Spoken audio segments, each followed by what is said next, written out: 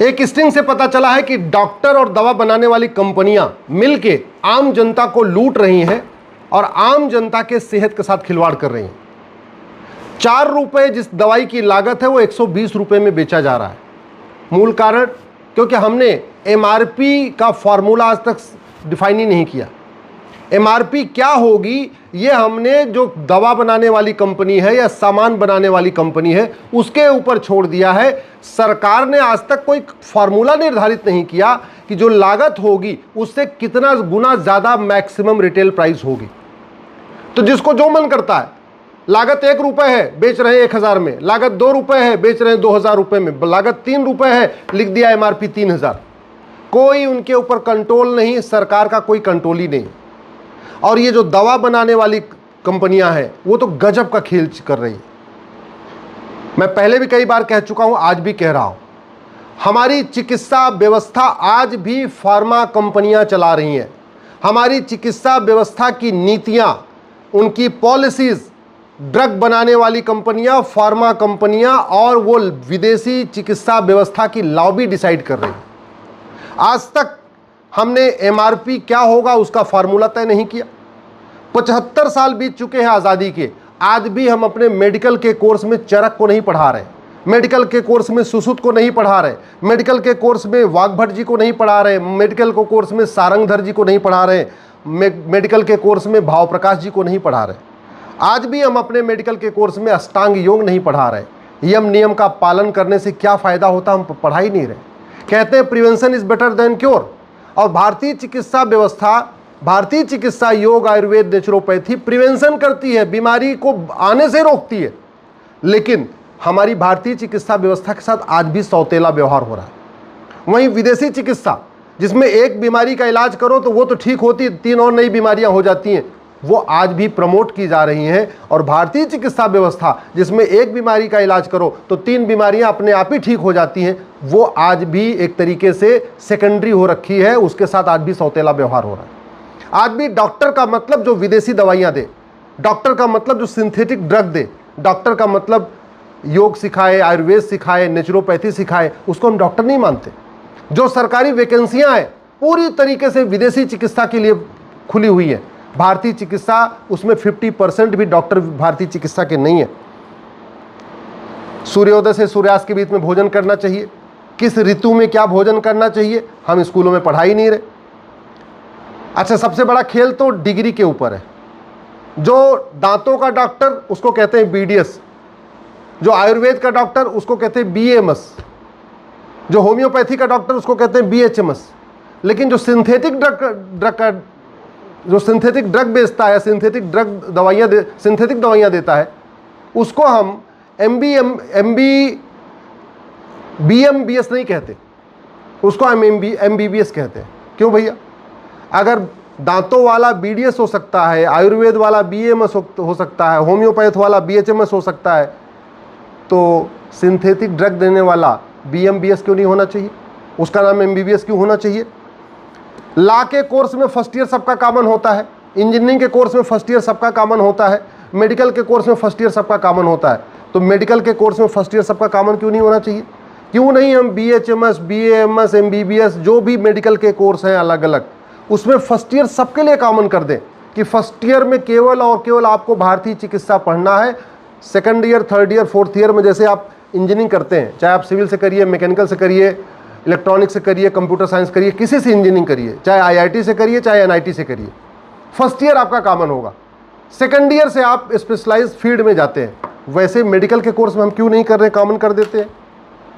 दुनिया की सबसे बड़ी योजना है आयुष्मान भारत, नाम है उसका आयुष्मान, आयुष है ही नहीं उसमें। वो केवल और केवल विदेशी जो सिंथेटिक ड्रग है उन पर ही लागू होती है। मतलब जो सिंथेटिक ड्रग से इलाज करेगा उस पर आयुष्मान कार्ड चलेगा। जो योग के जरिए इलाज करे, नेचुरोपैथिक के जरिए इलाज करे, आयुर्वेद के जरिए इलाज करे, वहाँ आपका आयुष्मान कार्ड चलेगा नहीं। और आयुष्मान कार्ड में तो गजब है, ऐसे लगता है जनसंख्या विस्फोट को प्रमोट करने के लिए बनाया गया। अगर आपके परिवार में 6 लोग से ज़्यादा हैं तब आयुष्मान कार्ड बनेगा, 6 आदमी से कम है तो आपको आयुष्मान योजना मिलेगी नहीं। तो एक तरीके से आयुष्मान योजना के जरिए ये भी प्रमोट किया जा रहा है कि जनसंख्या बढ़ाओ तब आपको आयुष्मान भारत योजना मिलेगी। एक बात मैं कहीं पहले भी कई बार कह चुका हूं,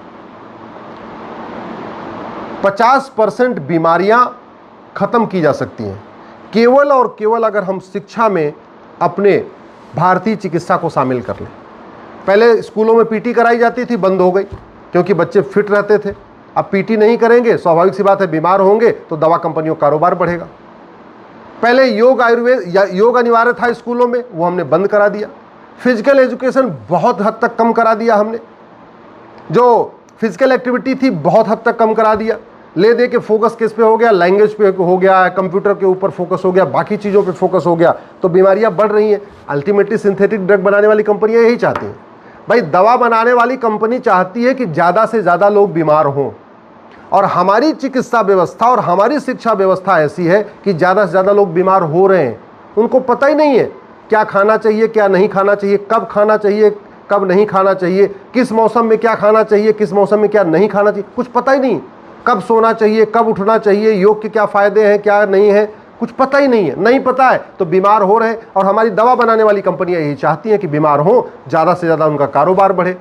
और एक बात और, ये जो मेडिकल शिक्षा है जिसमें 1 करोड़ 2 करोड़ 3 करोड़ रुपए लग रहा है, ये वसूला किससे जाएगा? अल्टीमेटली आम जनता से।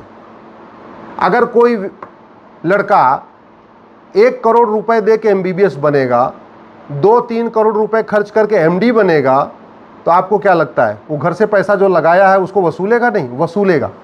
अगर वसूलेगा तो क्या करेगा? वो दवा कंपनियों का एजेंट बन जाएगा। और आज की डेट में यही हो रहा है। खास तौर पे सिंथेटिक ड्रग के मामले में जो डॉक्टर्स हैं वो दवा कंपनियों के एजेंट के रूप में काम कर रहे हैं। जैसे हथियार बनाने वाली कंपनियां तो अपने सेल्स के आदमी रखती हैं, बाकी और जो कंपनियां होती हैं उनके सेल्स रिप्रेजेंटेटिव होते हैं। जो मेडिकल में है उसमें सेल्स रिप्रेजेंटेटिव भी होते हैं, लेकिन उसमें सबसे बड़े सेल्स रिप्रेजेंटेटिव उनके डॉक्टर हैं। और अब तो डॉक्टरों का कमीशन भी हो चुका है कि भाई हम तुम्हारी दवाई जो 3 रुपए की है, इसको हम 300 रुपये में बेचेंगे, लेकिन इतना % हम भी लेंगे।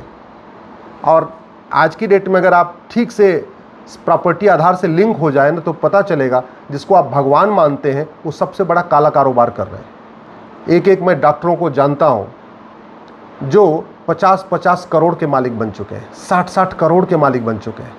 भारत में शिक्षा, चिकित्सा और न्याय व्यवस्था ये दुनिया की सर्वोत्तम थी, और शिक्षा, चिकित्सा, न्याय व्यवस्था सेवा के आधार पे थी। शिक्षा, चिकित्सा, न्याय व्यवस्था में बहुत पैसा नहीं था। पहले प्राचीन काल में, आज के 1500-2000 साल पहले, जो शिक्षक था वो सबसे गरीब होता था, सबसे कम पैसे वाला होता था।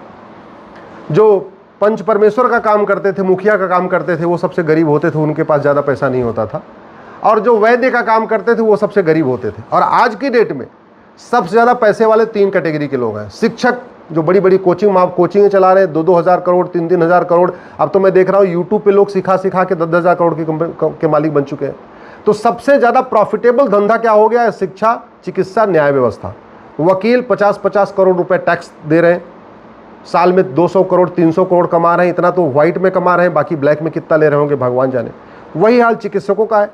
हमारे देश में prevention is better than cure कहा तो जाता है, लेकिन prevention is better than cure के हिसाब से हमने शिक्षा व्यवस्था को स्थापित नहीं किया, चिकित्सा व्यवस्था को स्थापित नहीं किया। हम हॉस्पिटल की संख्या बढ़ा रहे हैं, लेकिन एजुकेशन सिस्टम को ठीक नहीं कर रहे हैं कि लोग बीमारी ना हो। हम डॉक्टरों की संख्या बढ़ा रहे हैं, लेकिन एजुकेशन सिस्टम को ठीक नहीं कर रहे हैं कि लोग बीमारी ना हो। हम मेडिसिटी बना रहे हैं, भैया ठीक है, ये 1 किलोमीटर दूर तक केवल हॉस्पिटल ही हॉस्पिटल। तो एक तरीके से हम दुनिया के सबसे ज़्यादा बीमार भारत में पैदा कर रहे हैं। और ये कड़वी सच्चाई भी है। दुनिया के सबसे ज़्यादा डायबिटीज़ के रोगी कहाँ हैं? भारत में। दुनिया में सबसे ज़्यादा कोलेस्ट्रॉल के रोगी कहाँ हैं? भारत में। दुनिया में सबसे ज़्यादा मोटापे के रोगी कहाँ हैं? भारत में। दुनिया में सबसे ज़्यादा हार्ट अटैक कहाँ हो रहा है? भारत में। अगर आप बीमारी वाइज देखिए तो दुनिया में वर्ल्ड रिकॉर्ड हम ही बना रहे हैं। क्यों बना रहे हैं? क्योंकि ना हमने शिक्षा व्यवस्था ठीक से किया, ना हमने चिकित्सा व्यवस्था ठीक किया। शिक्षा व्यवस्था को शिक्षा माफिया चला रहे हैं, चिकित्सा व्यवस्था को फार्मा माफिया चला रहे हैं। और शिक्षा माफिया चाहते हैं कि उन सरकारी स्कूल में कोई ना पढ़े, लोग उनके यहाँ कोचिंग आके करें। ऐसे फार्मा माफिया चाहते हैं कि ज़्यादा से ज़्यादा लोग बीमार हों, पेट में पैदा रहने से ही उनको इंजेक्शन लगना शुरू हो जाए, और पेट से बाहर आने तक उनको वैक्सीन के नाम पे, फलाने के नाम पे, ढकाने के नाम पे, मतलब जब तक बच्चा पेट में है कम से कम 4 इंजेक्शन 5 इंजेक्शन लग चुका होता है। पेट में बाहर आता है, जब तक उसका पहला जन्मदिन मनाया जाता है तब तक उसको 8-10 टीके लग चुके होते हैं। हमारे देश में ये व्यवस्था नहीं थी। हमारे देश में पहले जितने बड़े बड़े पहलवान पैदा हुए वो कोई टीका लगवा के नहीं पैदा हुए, वैक्सीन लेके नहीं पैदा हुए, वो दवाई खा के नहीं पैदा हुए। चूँकि हमारी शिक्षा और चिकित्सा माफियाओं के हाथ में चली गई है, इसलिए लोग मर रहे हैं, इसलिए लोग परेशान हैं, इसलिए लोग बीमार हैं। दुर्भाग्यवश आम जनता इस पर नहीं बोल रही है, इसलिए व्यवस्था माफिया चलाते जा रहे हैं।